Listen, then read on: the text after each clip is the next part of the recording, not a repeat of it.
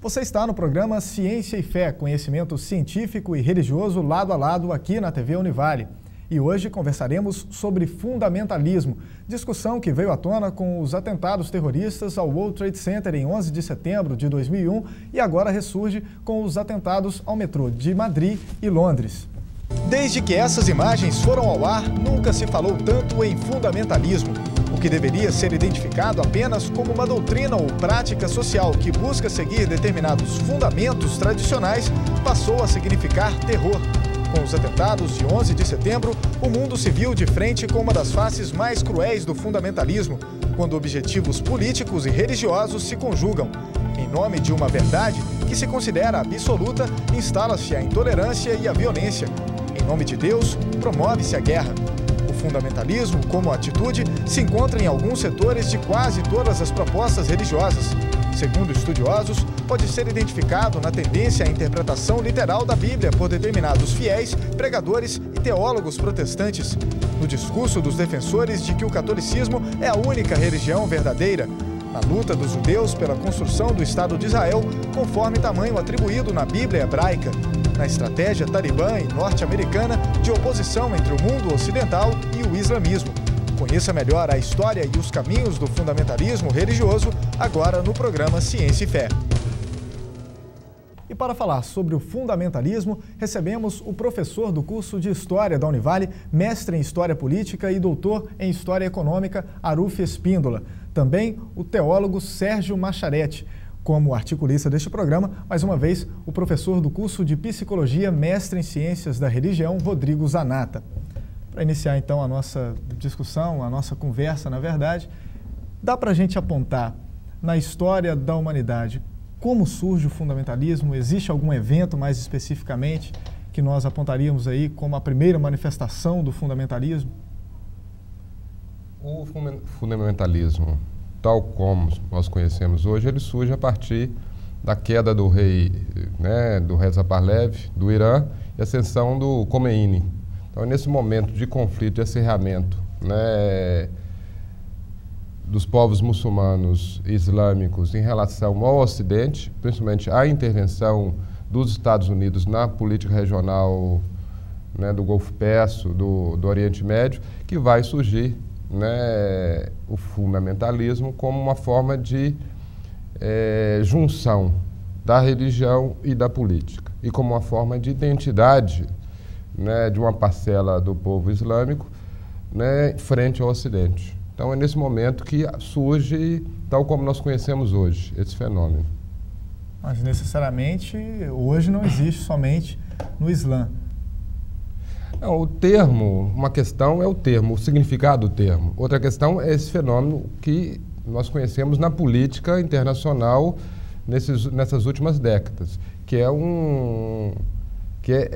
diz respeito a uma questão específica, que é algumas vertentes, algumas correntes do islamismo que se apegam às concepções mais tradicionais, as questões de fundo, daí o termo, de onde vem o termo. E, então, nesse sentido, é isso. Agora, nós podemos perceber, ou denominar, ou chamar outras atitudes, outras correntes, com a mesma denominação. Ou seja, aí você pode, na religião, na política, nos partidos políticos, determinadas correntes teóricas, que se apegam às origens, aí você pode dizer que elas se apegam ao que seria fundamental nelas, aí poderia fazer essa derivação. É interessante essa expressão que você usou no final, de se apegar às origens. No princípio, você falava da intervenção dos Estados Unidos, intervenção política, econômica e etc., no contexto ali do Oriente Médio e do Golfo Pérsico. E essa intervenção política vem junto com toda essa ideologia da globalização, de uma democracia forçada e uma série de outras coisas que talvez ponha em risco a própria identidade daquela população. Quer dizer, então, a gente está falando de uma reação, praticamente, né, de uma reação talvez tão radical quanto a intervenção do governo norte-americano. Coloca em xeque a identidade da população. Mas, de repente, fica estranho a gente imaginar um povo muçulmano bebendo Coca-Cola, tomando McDonald's, tomando Coca-Cola, comendo McDonald's. Eu diria que, na verdade, é isso que, no fundo, acontece. Né? O mundo vive, desde os anos 30, um processo de americanização. Né? Primeiro a Europa, depois a América Latina, e esse processo foi avançando. Né, alguns países, né, muçulmanos assumem esse processo. Na Turquia chegou a se proibir os vestimentos, exigir legalmente os vestimentos ocidentais, os comportamentos ocidentais, o abandono, né, das tradições.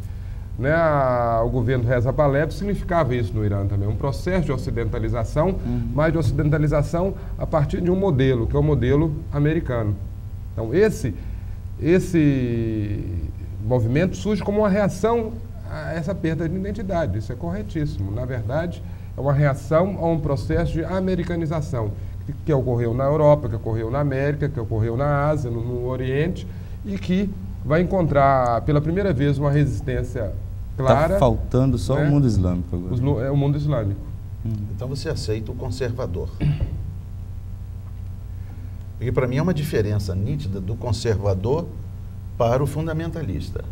Sim, é diferente. O conservador, ele mantém a sua identidade, que, aliás, todos nós precisamos ter em qualquer mundo, religioso, político. Você não tem uma identidade... Uma perda de referência. Você perdeu tudo. Não é? Agora, o fundamentalista não. É interessante, quando você olha lá atrás, na história do judeu, Moisés deixou aí em torno de 200 e poucos preceitos, que você tem que dividir entre preceitos de higiene, preceitos legais, preceitos religiosos, e aí os fariseus... Sem contar o Talmud, né? Que tem... mas os fariseus pegaram isso e transformaram em quase 6.000 preceitos, e só eles sabiam interpretar. Então eles detinham o poder sobre a população, e até o Sinédrio, que é era a corte de justiça, era dominada por eles. Você, na realidade, dependia sempre de um fariseu para dizer para você: eu posso ir no açougue, eu posso ir na padaria, eu posso ir no mercado, porque sempre tinha um preceito para barrar isso. E tornou-se a religião judaica extremamente fundamentalista, né? Agora, por um outro lado, não também, conservadora. É uma questão bastante difícil da gente, talvez, tomar partido, se fosse o caso de tomar partido, porque da mesma forma que a gente fala dessa coisa da perda da identidade, da reação do muçulmano, a gente pode falar a mesma coisa a respeito dos judeus. Você pega, por exemplo, os judeus, como se diz, assimilados, né, perdeu a identidade. Talvez não tenha perdido, porque é uma identidade muito forte, né? Mesmo que não haja a terra, tem o livro, e o povo em qualquer lugar do planeta está ali em torno do livro, etc. Mas, por exemplo, sem dúvida você sabe disso, o senhor sabe disso, na antiguidade, por favor. Na antiguidade, pouco depois de Cristo, com a helenização da região do Mediterrâneo, os judeus no exílio não falavam mais hebraico, e aí precisou se traduzir o Antigo Testamento para o grego, a Septuaginta, para que eles pudessem ter acesso ao livro que era o livro da identidade deles. Quer dizer, coisa que Israel hoje, por exemplo, abomina, né? Usar o texto grego no lugar do texto hebraico. Mas lembre-se que isso foi uma situação comercial. Mas o comércio está sempre em questão. O exílio transformou os judeus de uma nação eminentemente agrícola para uma nação industrial e comercial, lá no exílio. Tanto que quando eles tiveram a possibilidade do retorno, quem voltou foi uma populaçãozinha pequena, que não deu para nada. Eles preferiram ficaram lá tocando seus negócios. Todo judeu cuida bem dos seus negócios. Sim. Não é? Então eles tinham que assimilar a questão da língua. Eles tinham que assimilar bem a língua. E nisso a coisa ficou... Sim, mas a ponto de perder a língua que é considerada uma língua santa. Né? Mas aí mais tem do que uma... que eu acho que é fundamental, já que a gente está tratando do fundamentalismo, nós não podemos associar origem, preservar, com uma postura ou conservadora ao ponto que nega as transformações, as mudanças, ou muito menos fundamentalista, que é quando você pega a posição conservadora e manipula e a utiliza com fins políticos, porque o fundamentalismo significa isso, a utilização política de preceitos. Uma junção aí de que religião se aproveita, com política. então que ele se aproveita de um quadro de desagregação e de resistência ou até mesmo de opressão, uma situação confusa em que as pessoas tendem a ficar inseguras, as pessoas ficam sem perspectivas de futuro, ficam com insegurança existencial, estão nesse quadro de fragilidade, né? Aquele elemento utilizado aí pode ser um elemento religioso, mas pode ser um elemento político. Por exemplo, o nazismo é uma forma de fundamentalismo que utiliza um elemento político para agregar. Essa agregação, essa junção devolve às pessoas o senso de comunidade, o senso de coletivo. Então, quer dizer, o fundamentalismo é essa apropriação política de preceitos religiosos que devolve a uma população que está insegura um processo de agregação, né? E, portanto, coloca essa população também sujeita a determinadas lideranças. Então, é um elemento extremamente reacionário. Daí eu concordo com o pastor Geraldo quando coloca. Uma coisa é o conservadorismo, que obrigatoriamente não precisa ter esse prisma.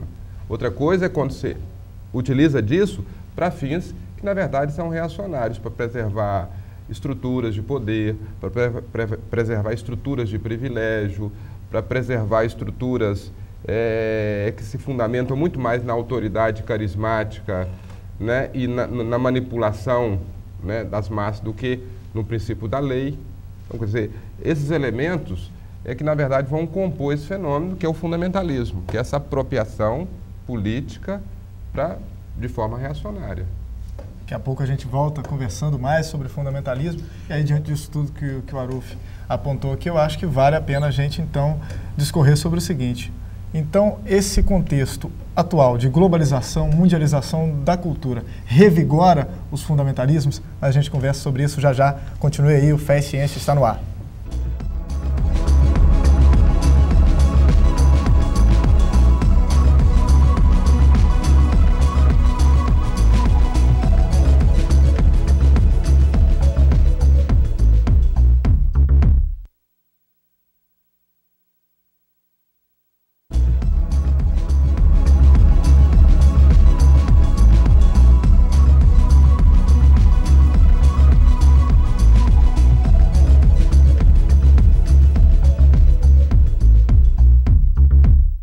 Estamos de volta com o programa Ciência e Fé, hoje conversando sobre fundamentalismo. E aí no bloco anterior eu até deixei aí a seguinte questão. A que ponto este contexto atual de globalização e mundialização da cultura revigoram os fundamentalismos?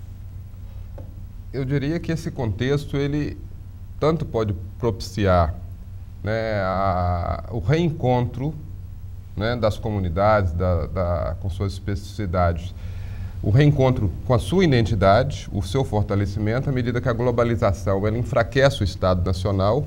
O Estado Nacional é extremamente reacionário, ele tende a impor uma língua, um padrão cultural, um costume, ou seja, ele tende a homogeneizar um determinado território e, dessa forma, abafar as expressões particulares que foram construídas ao longo, né, de séculos de identidades próprias. Então, isso foi a atitude do Estado Nacional, especialmente do século XIX para cá.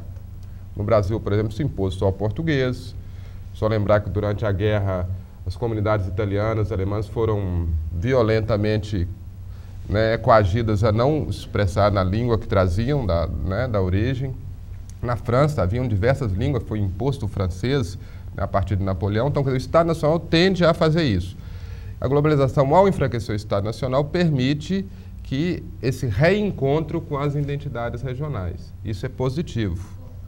Por outro lado, também ela permite que surjam conflitos que estavam, de certa forma, controlados pelo Estado Nacional. Uma perda de referência. Exatamente. Inevitável. Isso é o caso lá da região, né, da Península Balcânica, né, o conflito da Bósnia, está muito ligado a isso. Ao mesmo tempo, ele possibilita também o fortalecimento de outras expressões que eu diria que eu não teria uma visão tão positiva dela, que é um caso do fundamentalismo. Ao permitir que os fundamentalistas utilizem disso para apoiar ou para conduzir políticas que eu acho que são reacionárias. Eu fico um pouco preocupado com alguma coisa que transparece na sua fala, Ruf, quando você acentua assim, essa questão de um líder malvado e um povo desinformado que acaba seguindo esse líder porque esse líder dá para esse povo alguma coisa que esse povo parece que precisa em termos de identidade. Não sei se é isso que você quer dizer, mas parece mais para Reich lá, a psicologia do nazismo, ou seja, é um contexto que favorece, que esse contexto vai favorecer o surgimento desses líderes carismáticos. Parece que uma coisa casa com a outra. Um líder ou uma organização não precisa ser identificado numa pessoa, né? Mas um conjunto de ideias, de crença e de visão de mundo que vai agregar as pessoas. E obviamente que isso, né, as pessoas não existem e os movimentos e as organizações eles não existem sem as pessoas. Sim. Então vai ter os líderes. E os líderes vão saber utilizar esses disso. Líderes, na maioria das vezes, ou boa parte das vezes, eles saem desse próprio povo que está perdido, enfim. É o resumo desse povo. O líder tem que acreditar em primeiro lugar. Sim. Pode ter um ou outro que está utilizando disso, né? Mas com certeza a liderança tem que ser a primeira a acreditar naquelas ideias, senão ela não vai passar a verdade, não vai se fazer acreditar pelo outro. Sim. Né? Mas a liderança, o movimento, tudo é fruto um pouco disso, né? Que nós conversamos antes. Por exemplo, se nós formos pegar a questão do islamismo na sua raiz, ele é extremamente avançado em relação, por exemplo, ao cristianismo. E a Europa no século VII, no século VIII, inclusive nas ciências, no século X, XI, na Espanha muçulmana, havia liberdade religiosa, o mesmo templo servia ao judeu, servia ao cristão, servia ao muçulmano. Né? Havia o apoio às artes, às letras, sim, ou seja... Desde que pagasse. Né? Mas havia uma liberdade, havia uma liberdade de comércio, havia uma liberdade de produção, havia a possibilidade dos judeus fazerem seus negócios, né, e progredirem, havia a possibilidade dos cristãos continuarem com as suas atividades agrícolas, suas fazendas, suas propriedades, ou seja, o islamismo não que era uma maravilha, no contexto da época, na realidade da época, significava um avanço, tá? Um progresso em relação à Europa, por exemplo, cristã. Isso não quer dizer, né, que nós não tivemos também no cristianismo comportamentos, por exemplo, nós falávamos no intervalo sobre o puritanismo, que hoje é muito visto como uma posição mais conservadora, mais fechada, mas quando surge é uma postura mais avançada, porque permite que o membro da igreja aprenda a ler e leia a Bíblia. Isso era extremamente revolucionário para a época, né? Que diz que as pessoas devem levar a vida cristã, e para levar uma vida cristã você tem que levar uma vida moderada. Isso é revolucionário, porque outras tendências, né, os franciscanos, né, o franciscanismo, pedia que as pessoas levassem uma vida de pobreza, né, para poder merecer o céu. Quer dizer, era uma leitura mais radical do Evangelho. Então, quer dizer, o contexto, né, tem que ser levado em conta ao examinar isso. Então, quando a gente fala do fundamentalismo islâmico, nós não estamos falando da visão, né, e do islamismo. Nós estamos falando de uma determinada corrente que não é a corrente da maioria, inclusive da maioria dos países. É uma apropriação política da religião. Então, você vai me dizer, quer dizer, eu estou entendendo um fato da sua palavra. Primeiro, tem que haver uma soma de conjunturas sociais, uma série de coisas, para que esse líder fundamentalista se apresente e se imponha como um messias, caso Hitler. Ele veio e daqui um pouco, como havia um benefício econômico e social para os alemães, eles nem sequer estavam imaginando o que ele estava dizendo, o que ele não estava dizendo. Estava bom porque eles estavam sentindo um bem-estar. E, além disso, a capacidade de usar a repressão. E a capacidade de usar a repressão contra os que possam falar contrário. Sem dúvida nenhuma. não é? Por exemplo, O poder militar. trazendo isso para um negócio bem para hoje, não é? Com uma estrutura de saúde, um salário mínimo que nós temos, um monte de coisa, em que há uma desesperança total, aí vem um grupo religioso pregando que ele pode curar doenças, que ele pode te dar um carro, é só você pedir para Deus que Deus vai te dar uma casa na praia, vai fazer um monte de coisas. E mantém o controle absoluto sobre as pessoas, que nem sequer estão imaginando se aquilo é bobagem ou não é bobagem. Eles apenas, olha, isso aqui é a minha válvula de escape e eu vou nela. Resolver uma questão imediata. E aí o indivíduo pega e diz, bom, mas você para ganhar tudo isso vai ter que vender a sua casa e me dar o seu dinheiro. E ele faz. Eu só não queria que perdesse de vista que as pessoas que se submetem a esse controle não são... Eu não veria essas pessoas como pobres ovelhinhas sendo manipuladas. Não, algumas vão por interesse. Por interesse, mas também porque não deixa de ser um pouco confortável não ser responsável. Sim. Eu posso colocar uma pitada aí nessa discussão? Que essa questão que o pastor levanta, eu acho que é um outro tipo de fenômeno, né, que não estaria ligado ao fundamentalismo, mas estaria ligado a uma certa religião ancestral, que as pessoas guardam, apesar dos séculos, que é a religião muito pagã, né? Não sei se é uma ousadia que eu estou dizendo, mas que você faz certas oferendas, certas coisas, e os deuses vão... Não era assim meio... Era assim na religião romana. Você faz um sacrifício em troca de uma benevolência divina. Benevolência divina. Então as pessoas estão em busca dessa benevolência e são um pouco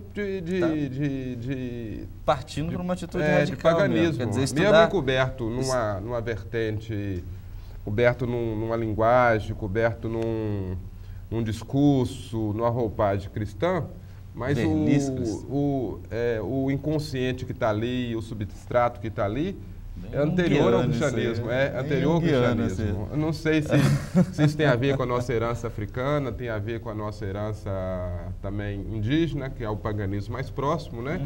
Mas com a nossa própria herança portuguesa, europeia, que apesar de estar 2000 anos atrás do paganismo, isso em termos de história é muito pouco, né? Possível. Um posicionamento talvez, assim, fico imaginando, de repente estudar hebraico para poder ler a Bíblia no original e grego não adianta muito, né? Talvez torne a pessoa mais inteligente, mas não vai resolver muito a questão ali da fome e do conforto e etc. Eu acho que faz sentido, mas de qualquer forma me parece que tanto no fundamentalismo quanto nessa atitude, aí que você está chamando de um retorno ao paganismo, você tem esse fenômeno, o retorno. Mas aí o retorno, aí tem uma diferença. Um resgate de alguma coisa que era antes. Concordo, mas mesmo aí tem uma que diferença. No primeiro caso seja explícito, no segundo eu não sei muito bem o que eu estou fazendo. Na verdade, essas igrejas acabam fazendo o que o terreiro faz, né? O que muitas vezes o psicanalista faz para as pessoas. Sim, agora eu tenho que ver aí. Não sei, porque elas lidam com o indivíduo, elas não lidam com o coletivo. Quem busca é a igreja, quem vai lá, e a relação é com o indivíduo, que é diferente do fundamentalismo. Não é a relação com o indivíduo enquanto indivíduo, porque o princípio do fundamentalismo é exatamente o indivíduo deixar de ser indivíduo e ser parte do todo. Ele é o todo. O fundamentalismo, então, você está vendo como um fenômeno de massa. É um fenômeno completamente distinto nesse sentido, porque o indivíduo desaparece. O que aparece é a religião, o que aparece é o sentido de comunidade. Ele é parte de um todo. Um todo que, né, ele acredita, que ele confia, que ele respira, e o que leva a ele ser capaz de amarrar uma bomba, né, e se explodir. Porque, quer dizer, ele é apenas um órgão, um membro, uma parte de um todo. Uma coisa maior. Né, de um todo. Que não é uma organização, é um todo comunidade, é um todo ideia, é um todo igreja, é um todo, né, nesse sentido. Diferente da outra, que a relação é com o indivíduo. Você não acha que cada vez mais essa relação com o indivíduo, em algumas vertentes do cristianismo, ela está sendo perdida para para ter uma cultura de massa? Sim, Quer dizer, é cultura de massa. Nesse sentido, é cultura de massa. O pessoal é levado como que fosse uma boiada? Sim, sim. E não há mais aquela ideia de que aquele ali, aquele lá, ou as próprias palavras do Cristo, né? Quando ele disse, a ovelha que está doente, curar, quer dizer, isso está acabando. Sim, concordo. Um dia atrás da ovelha que está desgarrada. A desgarrada, a doente. Quer dizer, no fundo, não importa que tenha uma morta, mas se ela for levada pelo grupo e a massa está chegando aonde eles querem, está ótimo. Aí eu concordo. Quer dizer, essa não é a característica do fundamentalismo, mas a característica dessas igrejas, que é a relação com o indivíduo, mas enquanto parte de uma massa. Não é uma relação massificada. Enquanto soma num corpo maior. Num corpo maior, mas um corpo maior que não tem identidade, não tem vontade, não tem crença, que é uma massa. Não Portanto, tem identidade, pode não ser... tem vontade, não tem crença, enquanto cada um. Quer dizer, a identidade do grupo. Não, a identidade do grupo ela é uma identidade que é o fenômeno de massa. Ela Sim, é uma quantidade de massa. do grupo, Sim, do grupo, mas não ela é é de dada cada de um. fora. Ela é dada de fora e não parte de dentro. Porque o fenômeno da massa é isso. Você dá de fora, né, e as pessoas se encontram naquilo. Então é um processo... Que elas se encontrem nisso... E porque elas se encontram, existe, não é uma questão, né? Seria uma questão muito complicada. Mas eu acho que é diferente do fundamentalismo, porque está presente os elementos que agregam, as pessoas se sentem parte de uma comunidade. Então você não está falando de fenômeno de massa, pelo contrário, até uma reação a esse fenômeno, né, da massificação. É uma coisa que vai contra o próprio processo da massificação. Eu acho que aí é diferente. Vamos continuar. Eu quero colocar uma no próximo bloco. No próximo bloco a gente continua conversando, porque eu já vi que essa aqui vai render. Então, fique aí no programa Ciência e Fé, hoje conversando sobre fundamentalismo.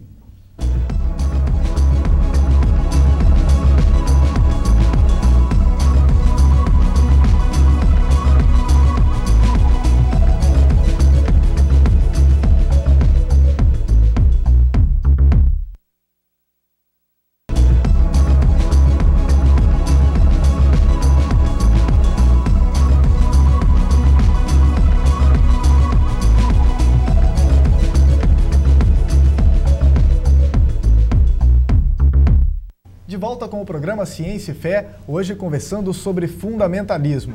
E no bloco anterior, chegamos aí na discussão de o fundamentalismo como um fenômeno mais comunitário e o que esses novos movimentos religiosos têm feito, especialmente no Brasil, como um fenômeno de massa.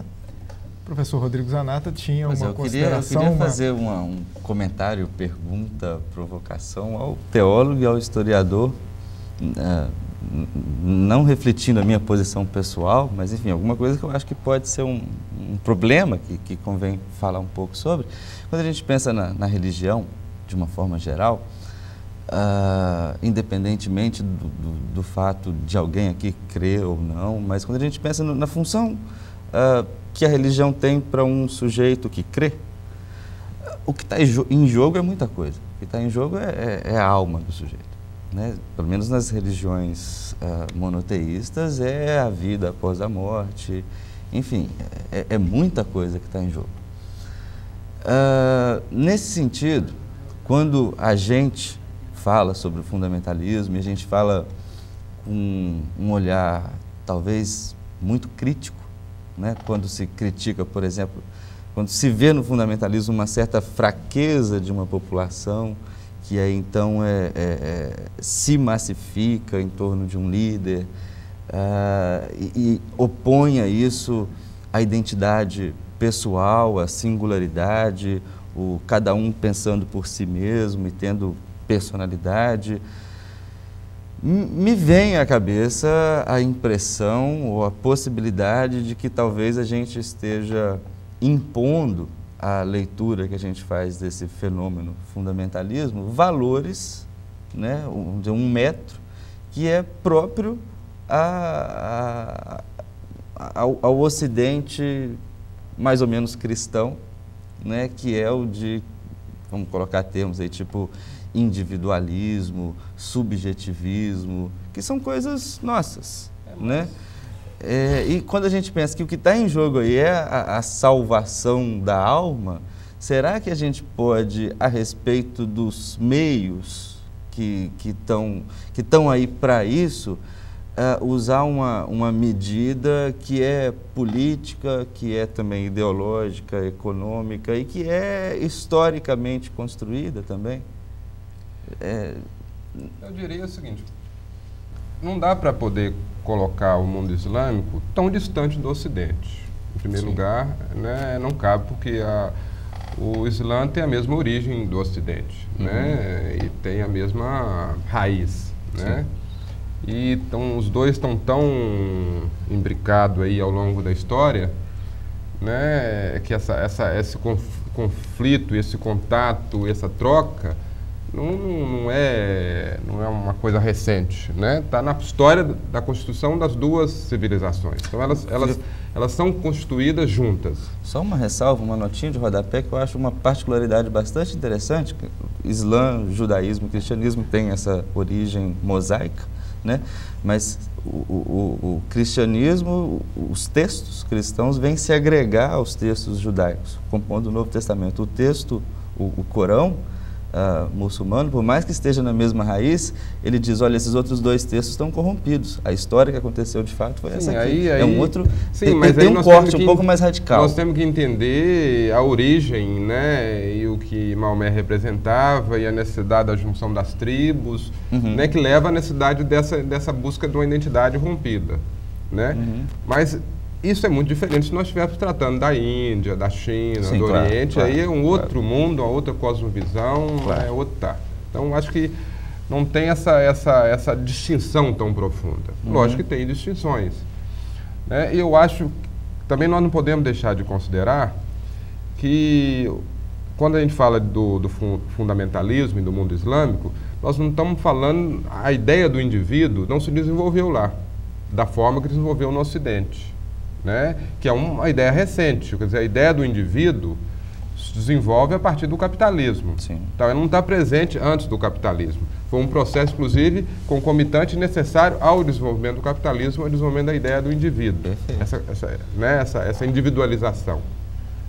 Lá, esse processo não se deu no mesmo patamar. Pelo contrário, se nós formos lá na Idade Média, a ideia da pessoa, do indivíduo, estaria mais desenvolvida do que na Europa Ocidental, que ele era mais, como diz, produto do coletivo, né? De uma existência coletiva do que de uma existência pessoal. No mundo islâmico, só que no Ocidente, em vários processos, isso vai levar a um desenvolvimento que reduzindo o indivíduo. No mundo islâmico isso não aconteceu. Então, nós não estamos falando de um fenômeno de massa. Não podemos utilizar o termo fenômeno de massa a aplicar o fenômeno do fundamentalismo ou o fenômeno do mundo islâmico. Porque o fenômeno de massa só desenvolve a partir do desenvolvimento anterior do individualismo.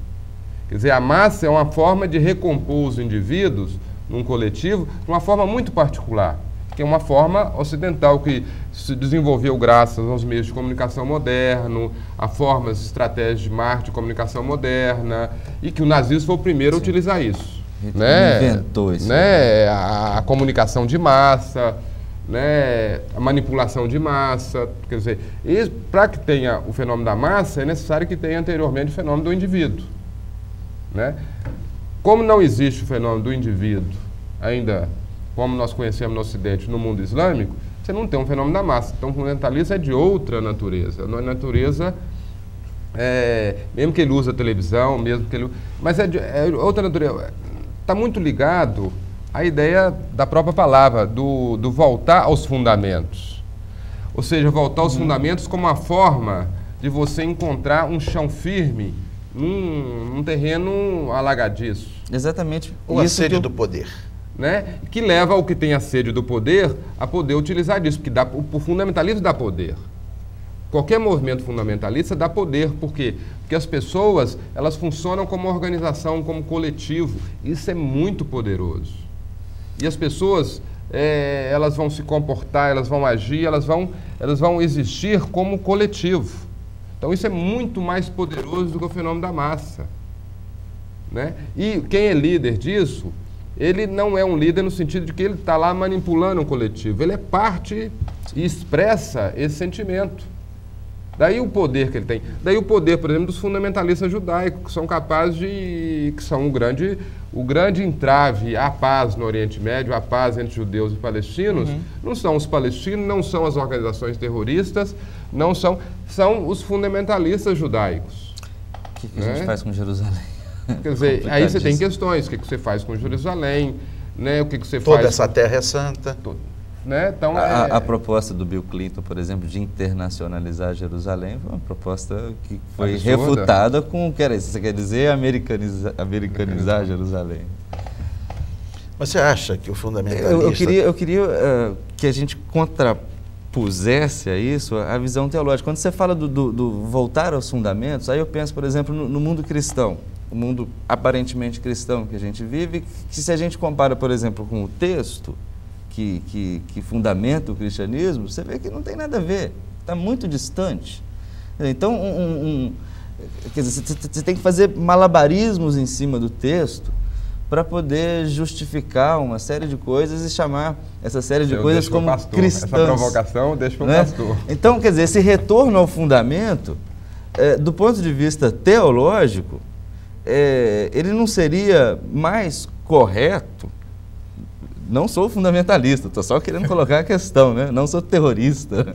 Ele não seria mais correto teologicamente falando do que essa relativização constante em função de valores da cultura burguesa, em função de valores de uma série de políticas e comerciais e etc., que são até perniciosos à religião?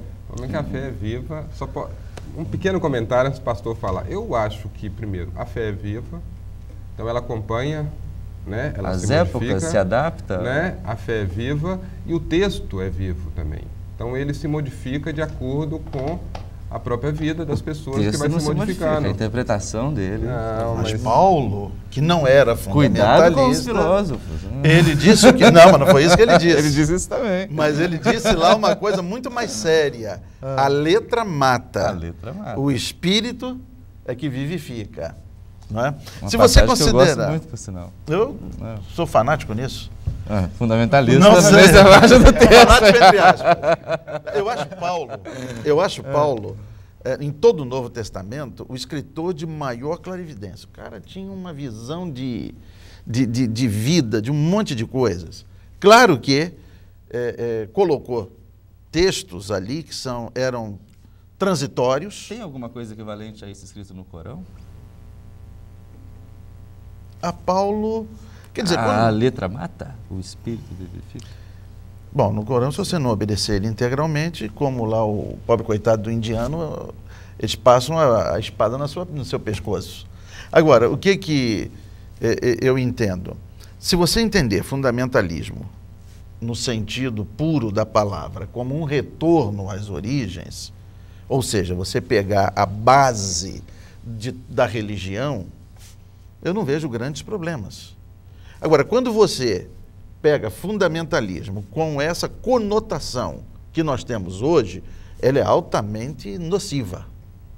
Quando você começa a relativizar o texto, por exemplo, e dizer, isso era coisa daquela época, porque naquela época o pessoal não tinha meios de conhecer métodos de higiene, então eles proibiam comer carne de porco porque não sabiam o que fazer para não ter tanto risco em comer a carne de porco. Como que a gente sabe que naquela época, sei lá Mas o quê, se você pegar... a partir da interpretação de um texto que internamente se supõe revelado à palavra de Deus. Como é que você relativiza a palavra de Deus? Existe uma parte, aí eu não vou... Quer dizer, existe uma parte que é uma parte dogmática, que é a parte da fé, que eu acho que é uma parte imutável. Imutável. E existe outra parte que eu acho que é uma parte que é viva, é dinâmica. E é o tempo. Por exemplo, com o tempo. Só uma questão. Paulo proibiu as mulheres de falarem na igreja de cortar cabelo. Está proibido, está lá no Novo Testamento. Escrito. Está escrito. Agora, aquilo lei para hoje. O que você tem que pegar é a verdade que contém aquele texto e que está por trás dele. E qual é a verdade que estava lá? Havia o culto a Afrodite, em que as eram sacerdotisas, eram prostitutas, em que a licenciosidade sexual fazia parte do sacrifício do culto. E Paulo disse o seguinte, olha, aqui na igreja eu não quero a menor semelhança, a melhor semelhança. Eu quero que o pessoal que não é nem de Afrodite, nem de Jesus, quando for julgar as duas, não tenha a menor semelhança. Bem, então o conceito de diferença... Mas isso Paulo escreveu? Paulo escreveu. Ele falou assim, olha, porque tem o Não, mas é lógico que não. Porque você não tem outra razão. Veja bem, mas a Bíblia, ela não é um livro... Uma pessoa que veja no Paulo, por exemplo, uma pessoa machista, pode virar e falar assim, o Paulo era um machista, e a interpretação dele é tão interpretação quanto essa. Tem os teólogos, mas se você não pegar a história... Mas veja bem, daí que está, se você não pegar a história, se você não pegar as ciências que estão... Paulo, de novo, ele disse o seguinte... Todas relativizar o texto. Eu sei em quem tenho crido. Paulo nunca escondeu que não possa haver uma harmonização de ciência e fé. E isso lá, 2000 anos atrás. Essa história de que é você para lá e eu para cá, isso é coisa da agora, porque as pessoas não gostam de pensar. Então, se quiserem pensar, eu junto a história, eu junto a filosofia... dentro do contexto dele, e tenho que entender o contexto de época. A Bíblia foi escrita dentro de um contexto de época. Eu entendo isso. Não tem jeito de você escapar. Eu acho que isso coloca em risco. Fazer só uma... de repente, outras coisas também podem ser, por exemplo, o homossexualismo. Eu posso virar e falar contexto de época.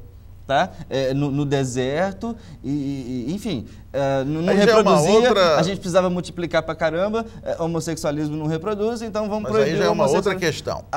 Vamos voltar lá ao negócio da carne de porco. Você sabe disso, você estuda, que o maior índice daquela tênia, né? Cisticercose. Exatamente. Está exatamente nas populações rurais. E por quê? Porque cozinham a carne de porco dentro de um fogão a lenha.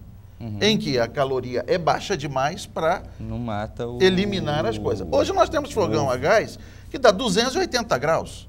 Você não tem problema nenhum com a carne de porco para o indivíduo urbano. Você tem que entender que o Levíticos também é um livro de profilaxia em termos de higiene. O povo saiu lá de um... Nutricionismo. Também. Sim, eles saíram lá de um... Tanto é que você tem lá um capítulo inteiro sobre a mulher e a sua menstruação. Sim. Que está muito próxima da concepção dos povos primitivos. Tudo bem. Ou sem aspas. Mas eles saíram do Egito, onde não tinham a menor instrução. Quer dizer, eles saíram de escravos, sem nenhum pensamento, pessoas manipuladas, vão para aqui, vão para lá. Não é? Tanto que Moisés teve uma trabalheira danada para tentar se impor como líder e depois tentar colocar na cabeça deles que eles podiam ser livres. E se você pegar a narrativa do Êxodo, lá no meio do deserto, não, vamos voltar. Porque lá nós tínhamos comida. Não importa que a gente apanhe, não importa que a gente não tenha direito à expressão, não importa que a gente não possa ler nem pensar, mas lá nós temos comida e aqui nós não temos comida. Nós queríamos carne, aqui nós não comemos carne. Vamos voltar para lá. Quer dizer, Moisés teve horas que ele ficou totalmente estressado. Trabalheira. Não é? Então, quando ele escreve a lei, ele faz um livro múltiplo. E a sabedoria do teólogo está exatamente em poder apartar o que é perene do que é transitório, do que é cerimonial, do que é realmente base de fé. Porque se você não fizer isso, você vai ter uma religião totalmente cheia de coisas que hoje não tem a menor expressão para o homem moderno. Agora, o fenômeno do fundamentalismo é um fenômeno de natureza política e não religiosa. Sim, mas que... Não é um fenômeno... Ele pode ter lá, igual tem no terrorismo do... Pelo menos o fundamentalismo incomoda, né? Bin Laden. Né? Da Irlanda, né? Do IRA, tem nos conflitos da Palestina, nos conflitos no Líbano, que tem componentes de natureza religiosa, mas são movimentos tipicamente políticos, o fundamentalismo da mesma natureza. É um fenômeno de natureza política, né? Mesmo que, né, seja essa leitura dos livros sagrados de maneira literal. Né? Vamos fazer uma pergunta? Vamos fazer... Faça a pergunta para a gente ir para o próximo bloco. Então, nessa interpretação sua, nós podíamos dizer que aquele movimento nos Estados Unidos de caça a comunistas, que foi um absurdo, o Chaplin entrou nessa, sim. aquilo era fundamentalismo. Sim, Bush é fundamentalista. Vamos segurar então essas questões. Isso não passa nos Estados Unidos, não, né? A gente caminhou boa parte do programa com essa visão mais histórica. Acho que nesse bloco a gente entrou mais na teologia, então no próximo a gente tem que fechar aqui a história com a teologia, com a psicologia, com a comunicação, enfim. Estamos no programa Ciência e Fé e nós voltamos já já.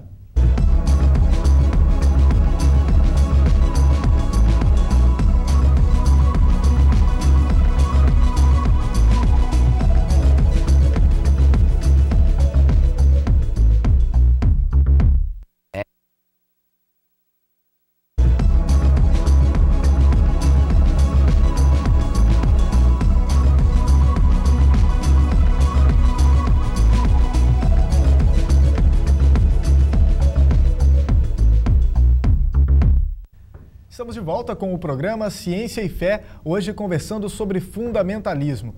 E aí a gente, para fechar essa discussão, com certeza não pode faltar, e até porque no último bloco acho que ainda ficou um pouco no ar, essa interseção entre o elemento político e o elemento religioso. Se é um fenômeno político, o fundamentalismo, mas a gente percebe que a influência das religiões, a influência da fé, ela é muito grande. Em que medida se dá essa influência, como se dá essa interseção entre o elemento político e o elemento religioso? Quando a gente diz que o fundamentalismo é um fenômeno político, né, e não está descartando o religioso, não, porque a base da ação política, a base da concepção e da crença do fazer político é religiosa. É exatamente quando se leva a religião, né, a uma ação política, é que você tem um fenômeno de fundamentalismo. É nisso, né, que você encontra. Você pode ter movimentos tipicamente religiosos, né, de reclusão, de volta à origem, mas são outros tipos de fenômenos. As pessoas se isolam, vai viver lá reclusa, vai viver fechada, vai se apartar da sociedade. Né? Então, essa volta à origem, a religião verdadeira, a fé verdadeira, você tem outros fenômenos ligados a isso, mas que levam as pessoas a tenderem a se afastar da vida mundana. O fundamentalismo é o contrário. A pessoa quer levar o mundo a adotar aquele princípio religioso, agir e viver segundo aquele comportamento. Só que o que eu acho que é importante dizer e frisar, que a gente não pode interpretar o mundo islâmico, a cultura do Islã, a partir dessa questão do fundamentalismo, a partir disso que aparece na mídia e está todo o tempo na mídia. Terrorismo, conflito, quer dizer, as questões que envolvem o Oriente Médio são muito complexas, né? Não dá para fazer uma interpretação rasteira, né, e superficial, como muitas vezes está na mídia, que as questões não estão devidamente contextualizadas para o ouvinte. Então, isso leva a uma visão, muitas vezes, preconceituosa, né? E eu acredito que por trás desse preconceito, dessa visão, está em grande parte o assassinato, né? Essa morte, né, terrível né, do Jean, aqui da região, lá de Gonzaga, foi confundido, porque todo mundo tem um sobrenome, ou aparência, ou, né, passa a ser uma ameaça. Quer dizer, nós não podemos ser levados a esse tipo de preconceito. Né? Quer dizer, a cultura do Islã é riquíssima, é aberta, é diversificada, não existe só um Islã, não existe só um mundo muçulmano, ele é extremamente diversificado, extremamente rico, né? Você tem desde o Marrocos, passando pela Síria, indo no Paquistão, você tem uma diversidade enorme, como tem no Ocidente, né? O diálogo entre o Ocidente e o mundo do Islã é um diálogo que sempre existiu, os conflitos também sempre existiram, sempre foram parte da história.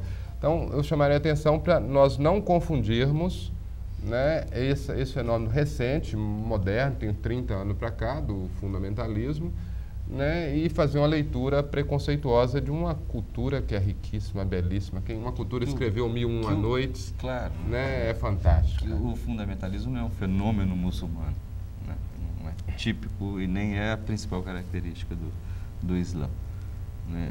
Agora, eu colocaria a pergunta, e quando você falou, né, fazer o papel aqui de mosca na sopa, quando você falou que o fundamentalista ele quer que o mundo se curve à sua visão, né, perguntaria para o teólogo, para você também, se Moisés, Jesus, Maomé não seriam fundamentalistas. Não creio, mas deixar o pastor falar. Olha, eu diria... As pessoas ali, os sujeitos históricos. Eu diria que eles estavam com o sentimento de missão e, por isso, eles disseminaram a sua doutrina. Mas, por exemplo, Jesus nunca obrigou ninguém a seguir o que ele... Mas os discípulos mesmo voltaram e disseram para ele: Senhor, temos uma pergunta. Por que os que aceitam são em menor número dos que não aceitam?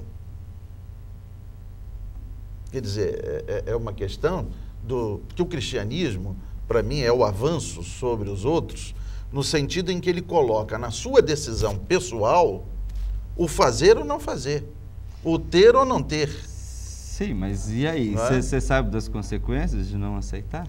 Bom, essa é uma outra questão. Esse é um ponto de fé. Sim. Tá? Mas se você também não acreditar, isso não vai lhe incomodar. Se você achar que eu estou errado em acreditar no inferno, por exemplo, você não vai se incomodar com ele dizendo para você que você vai para o inferno. Ele diz: esse cara é um bobo, está falando de coisa que eu não aceito. E vai ficar por isso mesmo. Por quê? O cristianismo coloca na sua responsabilidade pessoal o ter ou não ter, o aceitar ou não aceitar. Por isso que eu acho que Jesus não era.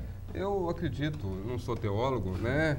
Tenho minha experiência religiosa, mas eu acho que, no fundo, o Cristo foi contra o fundamentalismo. No momento que ele foi contra uma visão do templo, ele foi contra uma vertente, né, da religião judaica, que era o farisaísmo. E à medida que ele disse que você não crê, você não adora a Deus nem no monte tal, nem no templo tal, no seu coração. Quer dizer, então ele veio trazer uma nova visão da religião, ele veio trazer uma nova visão do homem. Quer dizer, pelo menos isso que a gente encontra no Evangelho. Sim, né? mas não Agora, deixou de ter alguma coisa. Tem as contradições. Eis aqui a verdade. Se você não crê nisso, você não está crendo na verdade. Aí o seguinte, mas é religião, toda religião, isso você é uma característica da religião. Que tem uma pregação que não aceite que a sua pregação é a verdade? Ele seria fariseu demais. Agora, a igreja medieval, né, à medida que a igreja assume o poder político, né, que ela fala assim: só existe essa verdade. Só existe esse princípio. Todos que são contra devem ser queimados na fogueira. Quer dizer, isso aí é uma questão de como a igreja, num contexto determinado, vai fazer a interpretação disso. Mas mesmo essa igreja, nesse contexto, ela sofreu as contradições, porque, por exemplo, não podemos negar que o movimento de Francisco de Assis foi uma reação a essa visão, né? A própria reforma. A própria reforma, quer dizer, a vida, a história é vida, é dinâmica, Domingos, quer dizer, é dinâmica, a mudança, e eu acho que nisso o cristianismo não é fundamentalista, como as outras que você colocou, né? O mesmo a religião islâmica, né? Maometana não é fundamentalista nesse sentido, porque senão ela não teria sido capaz de se adaptar ao seu tempo. E é essa capacidade de se adaptar ao seu tempo, de viver seu tempo e preservar ao mesmo tempo a sua base, seu fundamento, que lhe permitiu existir há 2000 anos. Senão teria, como diz, nesse mundo que mudou tanto, né, ela teria sido substituída. Só um adendo, nessa igreja medieval, ela passa por uma transformação muito grande, o Agostinho. Agostinho transformou a teologia não em matéria de coação pessoal ao fiel, mas transformou a teologia em ciência da religião. Cuidado com os filósofos. Mas ele é notável. Claro. Notável. Esse cuidado com os filósofos, ele repetiu várias vezes isso. Na verdade, igual das pessoas mais importantes na igreja cristã e principalmente na igreja católica foi Tomás de Aquino. O que Tomás de Aquino fez? Até hoje o tomismo. Filósofo. O que ele fez? Juntou Aristóteles. Ele incorporou Aristóteles. Que né? Pegou dos árabes. Porque o que Agostinho fez foi incorporar de uma maneira, usando o rigor da filosofia, ele incorporou Platão. Né? Numa igreja que já era resultado dessa junção. O que é o cristianismo? Nada mais do que a fusão do judaísmo com a cultura grega. Essa é a base da civilização ocidental. Isso é tudo. Sim. Isso é tudo. Essa é a base de toda a nossa civilização ocidental. Da nossa civilização ocidental. Quer dizer, o Tomás de Aquino foi trazer Aristóteles. Trazer dos muçulmanos, inclusive. Inclusive os europeus não conheciam. Tinha ficado desconhecido. Mas não esqueça de um fato. Foram os filósofos que ensinaram os cristãos a pensar, a escrever uma série de coisas. Quando o helenismo se abriu e tomou conta, você pega a produção cristã antes, você vai ver que ela é quase que inexpressiva. Antes daquele boom, aquele boom helenista que aconteceu aí pelos anos 800 e pouco. Então a turma começou a aprender, a pensar e a buscar, a pesquisar. Isso é uma contribuição dos filósofos para o cristianismo que nós não podemos nem sequer questionar. Agora eu sei que o programa está encerrando, mas é uma provocação que até permitirá talvez outros programas. Porque na verdade eu acho que uma grande questão, aí eu envolveria aí o fenômeno do fundamentalismo, envolveria também esse fenômeno de massa, dessas seitas que fazem milagre, que resolvem os problemas dos indivíduos, como o próprio fenômeno do movimento carismático, né? Desse movimento mais carismático. Que eu acho que é uma perda de substância de uma questão que caracteriza muito o cristianismo, né? Desde de Santo Agostinho, depois Tomás de Aquino, depois os outros, o próprio Lutero que vieram, que é um cristianismo em que ele pensa, ele reflete, ele usa e incorpora os instrumentos da filosofia para se refletir, e os sujeitos cristãos, eles não são massa, eles não são indivíduos, eles são sujeitos cristãos, sujeitos de fé, né, que pensam. E eles pensam por si só e eles são responsáveis pela sua existência e pela sua conversão. E não se colocam como parte de um movimento, como parte de um... Lotando estádio, poder sentir emoções. Sem vontade própria. Ou seja, é alguém de vontade própria. E nesse movimento uma questão é essa perda da vontade própria. Alguma coisa o cristianismo emburreceu um pouco. Sim, porque o que caracteriza o cristianismo, e aí eu vou lá na raiz dele, quanto nós dissemos que é o judaísmo com a cultura grega, na verdade, dentro da cultura grega, grego-romana, a filosofia que orientava a vida e a conduta das pessoas. A religião era algo completamente fora da vida diária, da vida pessoal. A religião era uma coisa que você ia no templo, aquela coisa meio sem pé. Hoje, para nossa uma barganha com as coisas que eu não entendo. Eu dou coisas para uma divindade e a divindade me retribui com coisas, com benesses. É uma barganha de troca, num templo afastado, é um momento afastado da vida. Porque a vida era orientada pela filosofia. O que o cristianismo fez? Ele não, é uma religião que passa a orientar a vida das pessoas, a conduta das pessoas, o estar no mundo das pessoas. Ela desfaz aquela separação entre filosofia e religião que havia no mundo antigo. E ela traz a filosofia para dentro da religião.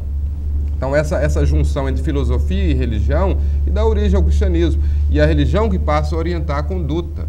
E os sacramentos, o ato religioso, é um ato cheio de explicação, cheio de razão, cheio de consciência, né? Fundamentação.